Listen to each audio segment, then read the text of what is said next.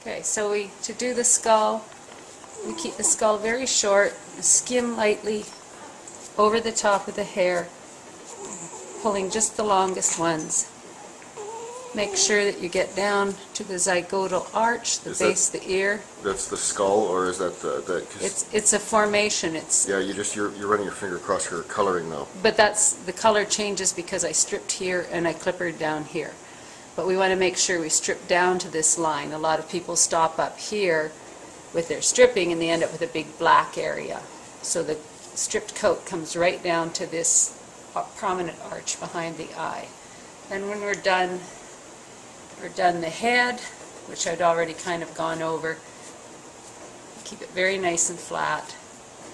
Then we go to the neck. And the secret is, even in the area here where the hair is going to be the longest to provide a little more arch of neck, we still have to work every square inch. Maybe film from up here for a second so you can see right every square inch of the dog. And notice that my hand keeps moving over the surface of the coat. I'm pulling very lightly with my thumb so that the short hairs, which are more firmly anchored, will remain in the hair follicle, while the longer hairs, which are older, have a tendency to come out with just a light thumb pressure.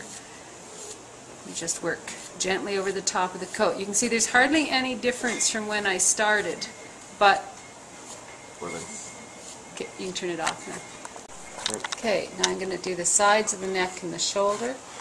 The hair gets progressively shorter. It's longer here, but as we go down the sides of the neck, it gets progressively shorter until we get to the area where it meets the front of the neck, and it's very, very short there. This, of course, hasn't been pulled for 10 days, so we're going to shorten this coat again.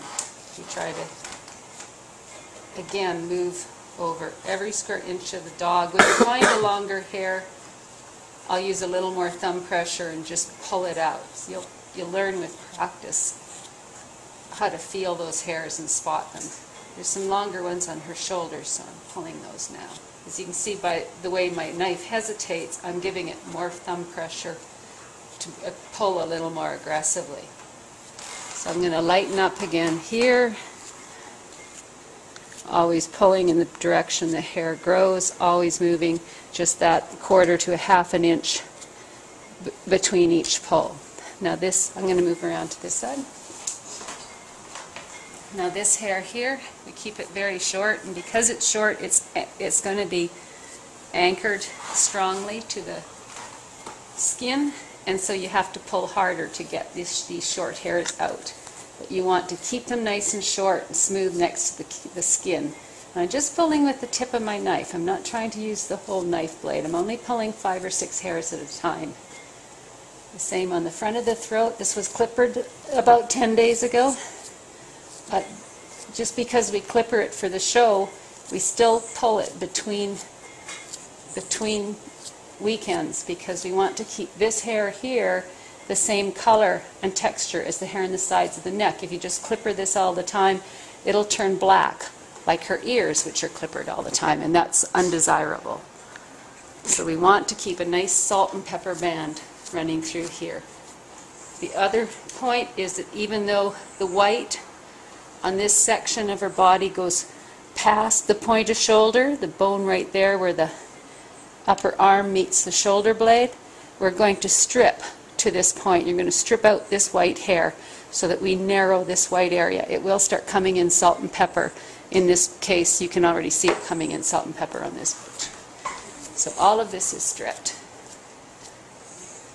Obviously that will take longer than my demo here, but I'm showing you the areas. Okay, so repeat the same on the other side of the neck. I haven't done this area yet, but I'm going to move down. Go over the withers. There's a tendency to leave too much hair on the top of the withers. People want a sloping top line and they try to build it with hair.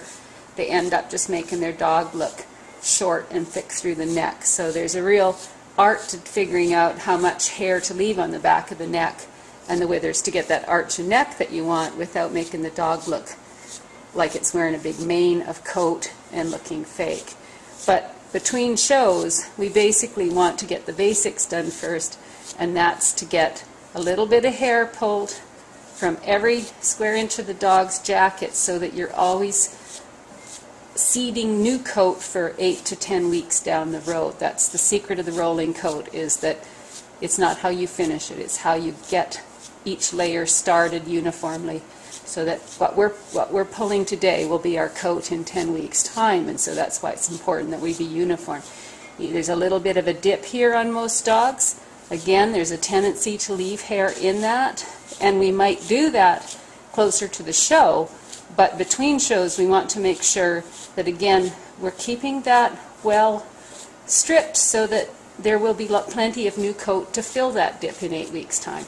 This dog isn't back in the ring until January. It's currently the beginning of December, doing a little bit of raking here to remove excess undercoat, of which there's very little in this dog now. So as we work down the sides of the neck to taper that coat, as I demonstrated on the other side, we move down over the shoulders. Again, always moving the hand. You see there's very little difference from from the areas that I've stripped and the areas that have to be done yet, but that's the secret to having it look very uniform. It's a light stripping every week. Move down over the rib cage, the same pattern, and try to use the same pattern every week so that you don't forget where you are. It doesn't matter where you start or finish, it just kind of matters that you try to do it the same every time and with every dog, so that you get in a real sort of method established. That'll go a long way to making sure to developing a good technique. To get to the bottom of the dog's body, and I'll show you the pattern there.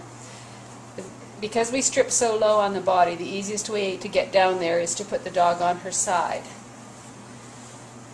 Some dogs really object to this. Should maybe come around the other side. Some dogs really object to this, so you're going to have to be firm. And they're not objecting to the pulling, they're objecting to being laid down on their side, which is kind of unnatural for a terrier. They don't like to be dominated in this way. So you're going to have to be firm and teach your dog that when you want it to lay down, that you mean, don't try to manhandle them down so much as just train them that they have to stay down. So once you've got them down, you want to try and lighten your hold if possible. Some dogs are just terrible and won't submit, and you just have to kind of manhandle them down, but try to avoid it if you can. The technique here is the same, but the coat is a little bit thinner through here, so you have to be a bit careful. You'll only have about half as much coat density as you do on, say, the back of the neck. So the skimming process is it's not so much lighter. Just watch for holes, because this is where you will tend to make them.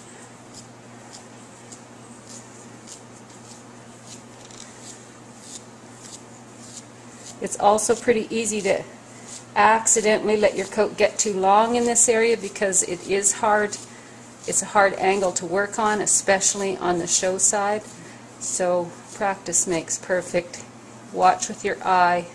You see, if I brush that backwards, there's some longer hairs in there. I don't usually brush hairs backwards, but you can see there's some extra long ones. We want to try and get those ones out, because they'll hide among the coat. As you can see, she's starting to object and has decided she wants up, but she's hopefully not going to get up. So I work up the rib cage towards the top line. We've basically got that done, and we can stand her back up. So we continue this area right from here to here, especially on girls, has a little bit of an arch sometimes. We want to keep that very flat. And so this hair is, compared to the length here on the back of the neck, this hair is kept very short. That's part of developing that very stylish outline that's so attractive from across the ring. So we, again, want to make sure we work every square inch of the dog's body, but that doesn't mean that every area on the dog is the same length. Some of the areas we pull at a shorter length overall, and some areas we allow to build